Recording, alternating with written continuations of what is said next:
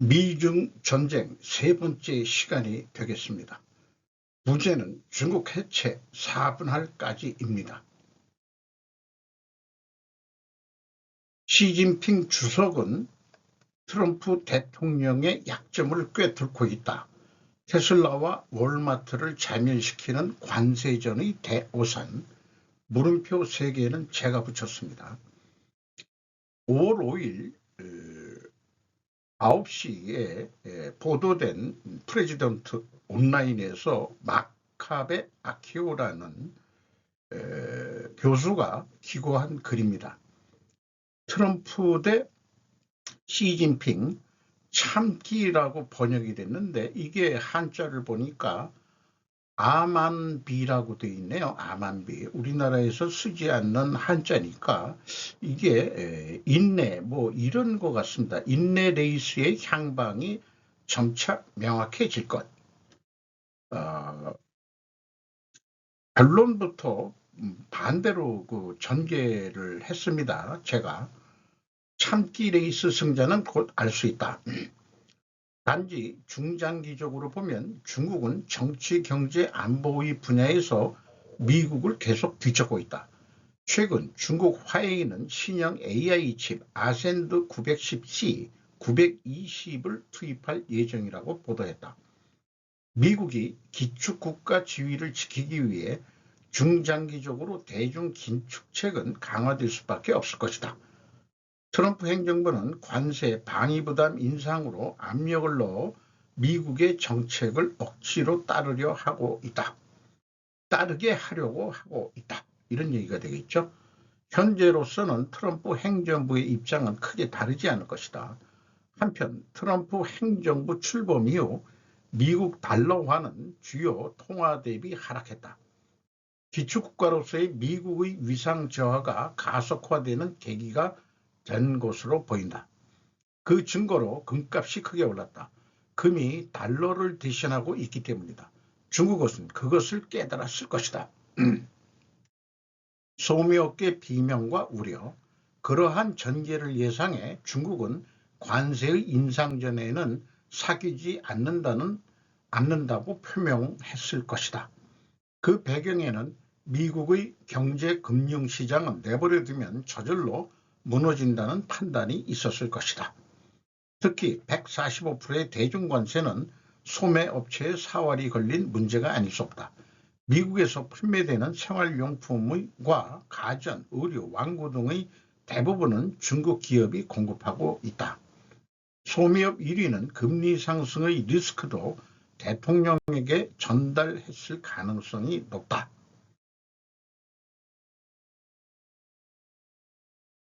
연준 의장 해임 멈춘 정책 전환 조짐. 근년 미국의 저소득층에서는 금리 상승도 있어 카드 연체율은 상승했다. 주택담보대출 금리도 고공행진을 하고 있다. 트럼프 행정부 출범 이후 신규 실업보험 신청자 건수도 증가세다. 트럼프 관세는 미월 테슬라에게도 타격이다. 1분기의 결산에서 EV 대기업 테슬라의 수익은 시장 예상을 밑돌았다. 공사는 트럼프 관세의 영향 등에 의해 설비 투자 전망도 하향 조정됐다. 일론 머스크 정보 효율화부 도지 수장은 정부에 할애하는 시간을 줄여 테슬라의 사업 운영으로 축을 옮길 필요가 높아질 것으로 보인다. 트럼프 대중 강경 자세에 벌써부터 웃음 이렇게 제목을 붙였네요. 4월 후반 들어 트럼프 대통령의 강세 1번도였던 정책 자세에 조금씩 변화가 나타나고 있다. 특히 중국에 대해 관세율 145%까지 올려 철저히 압력을 가하는 자세는 후퇴하고 있다. 그는 매일 중국과 연락을 주고받고 있다고 말하지만 중국 측은 무역 협상을 하지 않고 있다며 시큰둥한 태도를 취하고 있다. 중국의 약점 간파되는 트럼프. 이렇게 서로는 중국의 약점 간파되는 트럼프로 시작을 했었습니다. 이 사진은 2025년 4월 15일 베트남 수도 하노이에서 꽝꽝 국가주석과 회담하는 시진핑 중국 국가주석의 사진을 게재했네요. 어, 저는 이 미중 대립에서 이렇게 표현해 보고 싶습니다. 이 마카베라는 사람은 상당히 미국의 비판적인 견해로 마치 친중적인 입장에서 글을 전개해 나간 것 같은데, 미국이 패배한다는 것에 베팅한다면 그 결말은 이제까지 경험하지 못한 결과를 맞이할 것이다. 이 표현의 비유는 제가 그 중국 그 주한대사 했던 싱하이밍인가 그 친구의 말을 제가 거꾸로 대받아친 내용이 되겠습니다. 또한 어, 그 다른 그 유튜버를 통해서 그 미국에 상주하는 경제학자의 그 방송을 보면은 중공은 현재 재무부의 새벽에 출입을 했다 하는 그런 뉴스가 있고 사진이 찍혔는데, 그것을 삭제해달라는 요청을 받았다 하는 것도 나와 있습니다. 트럼프가 없는 말을 하는 것은 분명히 아닐 거라고 저는 믿습니다. 물밑에서 겉으로는 안 나타지만은 중국은 뒷문 출입으로 관세 협상을 하고 있다라고 저는 보여집니다. 그래서 템플레이트로 지금 트럼프가 하는 거에 대해서 많은 비판들이 있고 시행착오가 있고 뭐 그런 거에 대해서 많이 공격을 하는데, 저는 그 트럼프의 행보를 집중 개선 5단계로 해석을 해보게 됩니다.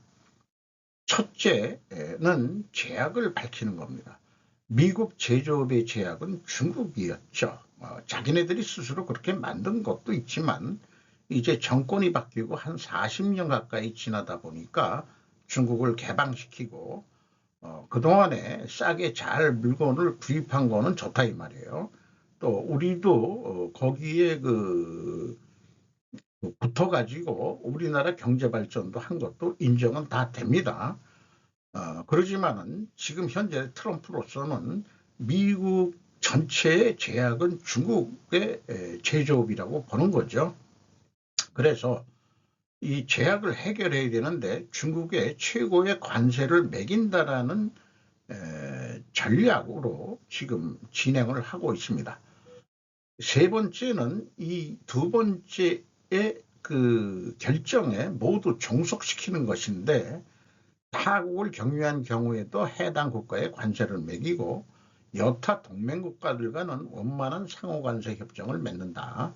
이런 과정이 오래 갈 겁니다.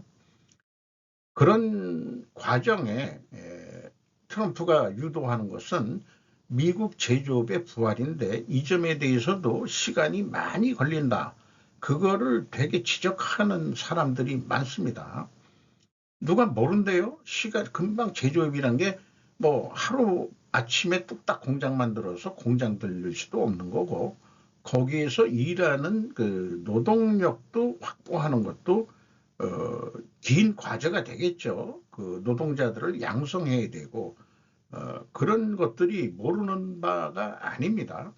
그런데도 이거를 강행을 하고 있다 이렇게 보는데, 다섯 번째는 한 번으로 그게 끝나는 게 아니다. 성과가 만약에 조금 성장한 것이 그 성과가 난다면은 1단계로 다 돌아가서 다시 제약이 무엇인지를 찾을 겁니다.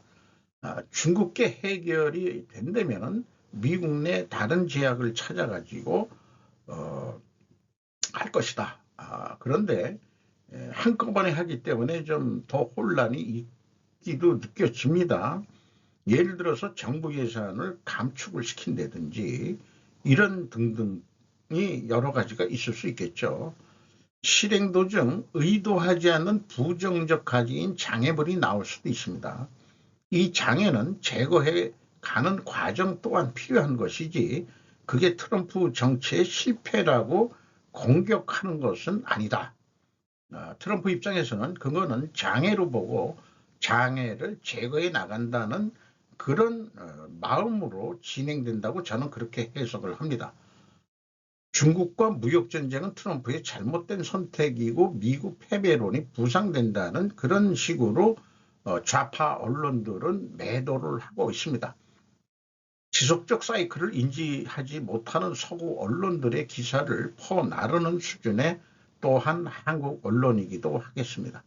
이제 1회전도 지나지 않았는데 부정적 가기를 부각시키고 있을 뿐이다. 그래서